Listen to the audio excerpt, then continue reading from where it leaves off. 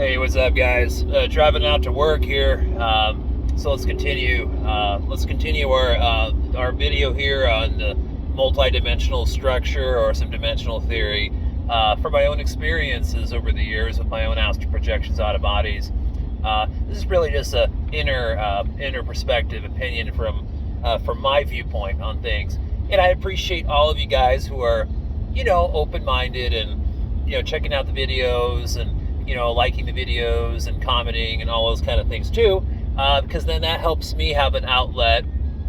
Again, one of the main reasons why I started Consciousness Awake was so that I could have my own way to express my spiritual experiences, because I don't, as a younger person and as even an adult, I haven't really had a good spiritual kind of like support group or some kind of mechanism or group of people or whatnot to help me express myself.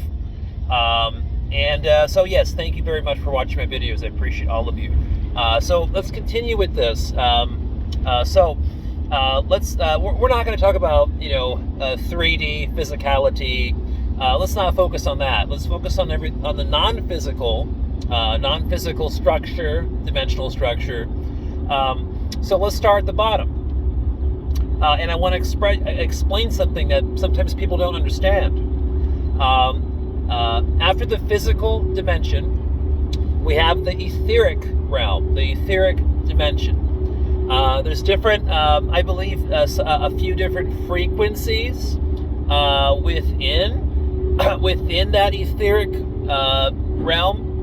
The real time zone, which I talk about a lot, it's like the ghost plane real time zone where you are in the etheric energy body, but you can see and interact with physicality, with 3D. You can see it and you can hear it and you can interact with it energetically to a certain degree. Then you have at least a couple other frequencies within the etheric structure, etheric plane. So there's other beings and things going on just in different frequencies within the fourth dimension. And this is where people get confused. The etheric plane, it like almost like bleeds or blends into the lowest reality constructs, the astral reality constructs in the low astral plane structure. It almost kind of bleeds into it. So sometimes it's almost like even hard to distinguish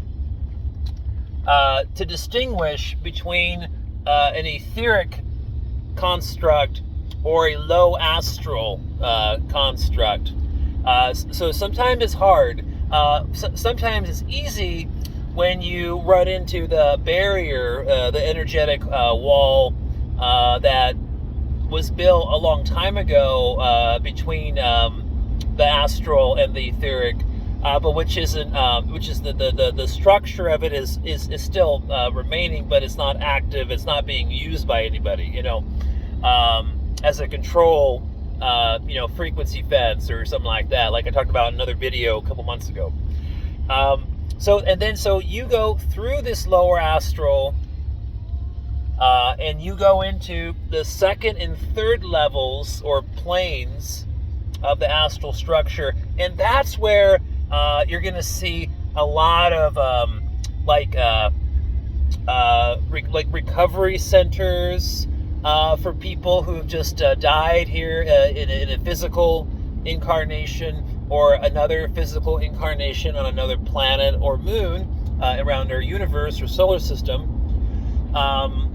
and blended in between all of those different astral recovery areas or centers are just a bunch of different types of positive or more negative reality constructs. There's thousands and thousands of them, and they're all kind of connected with tunnels and these slides. There's these slides where you go. It's almost like, it looks like a mall, and you go into these certain astral realities, and there's like a security guard kind of being or whatnot, a guardian guarding some of these slides, and then you go down the slide, and you slide down like a lot. I mean, like miles. I mean, it seems like forever. Sometimes the slides are short, but a lot of times they're longer. And then you slide down into like subplane reality constructs within like the second or third plane of the astrals. And then you kind of then you go into a whole other world, and there's like different kind of beings in there, and you're exploring around, and different colors of the sky, and sometimes you'll see two suns or multiple moons and stuff like that. And then when you keep going up, there's a center point. There's a midpoint of the astral plane structure, which I describe as a akashic plane, or the akashic records, akashic library, where all the data from all the life experiences and the things going on in the etheric, astral physicalities, it's all being recorded through some really like amazing technology that can just see and hear everything we do. It's pretty amazing. But it all gets recorded there, so that's like kind of in the middle, the center of the astral plane structures, where you run into that akashic zone or that plane in that frequency. In that frequency, the energetic matter within that frequency, when you are consciously aware in an astral projection, entering into the akashic record zone or area, manifests itself energetically, as I've said before, as like a hall, a library, a big building with columns on the entryway, with marble steps going up between big columns going into a building. It's just programmed that way. I don't think that our consciousness is necessarily making it look like that. I think that it's just the way it is in that energetic matter. That's just the way it represents itself and how we interact with it. That's why people have very similar experiences in the akashic records, but there's some little variations and little things that are different sometimes for individual experiences. Once you're inside the building, there's certain technologies sometimes that are different. And with me, it's not always the same stuff. There's different things going on sometimes, but the overall building, how Akashic Records plane, how it's represented, is by having that kind of structure or energetic building, is what I'm trying to say. And then when you go past that area, then you're going into the higher up astral planes. You're getting up into the 4th and 5th levels of the astrals. That's when you'll get into a lot more heavenly, positive astral astral reality constructs. Most of the negative one, or just like the not maybe the hellish, but like the beings that are centered with consciousness in the lower astral planes that are negative, have a lot of issues, like emotional problems, traumas, and things. And for whatever reason, they're just centered in those areas for that time before they move on to something else. But yeah, more heavenly, more positive reality constructs in those 4th and 5th levels. And then as you go in, and then it bleeds, or like I said, like before, how the etheric plane kind of blends and bleeds into the next plane up. That's the same thing that happens when you start getting into what we call the mental planes, where mind over energy and manifestation of your thoughts become exponentially higher than in the astrals or etheric areas. And that's where you get to that higher structure of the astral planes, the 6th and 7th levels.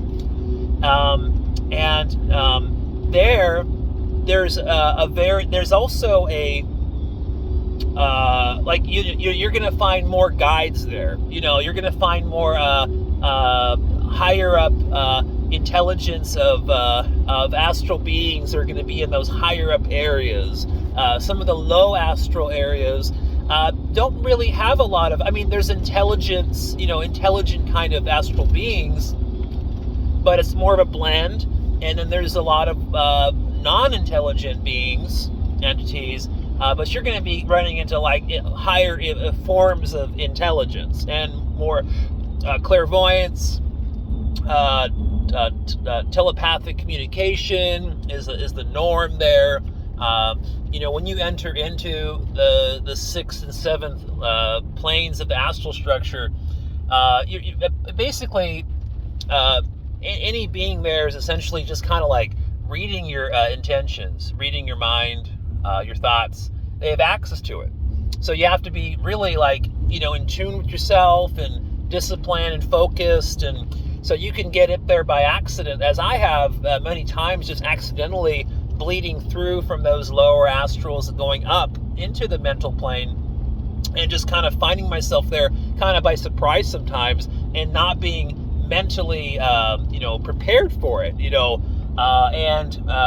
what I find is that as soon as any being is registering any just weird, mental intention or something, I have to admit, when I was younger, having a lot of lucid dreaming or these astral projections into these non-physical dimensions other than dream state, I have to admit that just like any guy, younger guy, I had a lot of like desires, like sexual desires and, sexual energy and all this kind of stuff. And I've kind of explained this before where I just, unfortunately, a lot of the times getting into the 6th, 7th levels of the astrals where that sexual tendency or that urge or that desire, it just kind of like comes about, and I get targeted there really, really quickly, and then I'm pretty much forced to descend down into lower astrals or etherics, or just back to my human body here in physicality.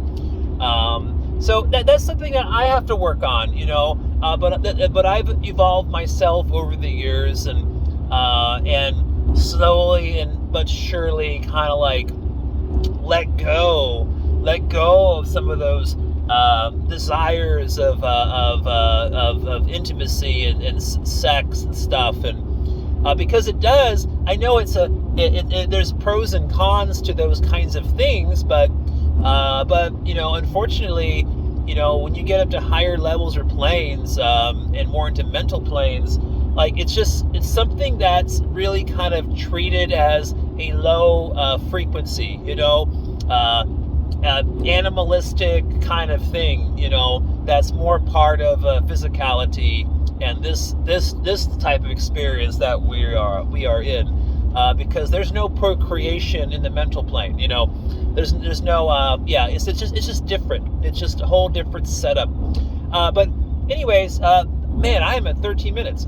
So I hope that was helpful.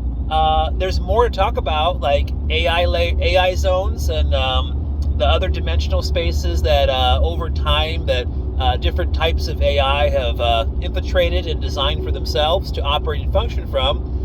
Then you got your spiritual soul planes and God planes, dimensions, all those things. We'll just get into that some other time. But I think that's enough for now. Talk to you later.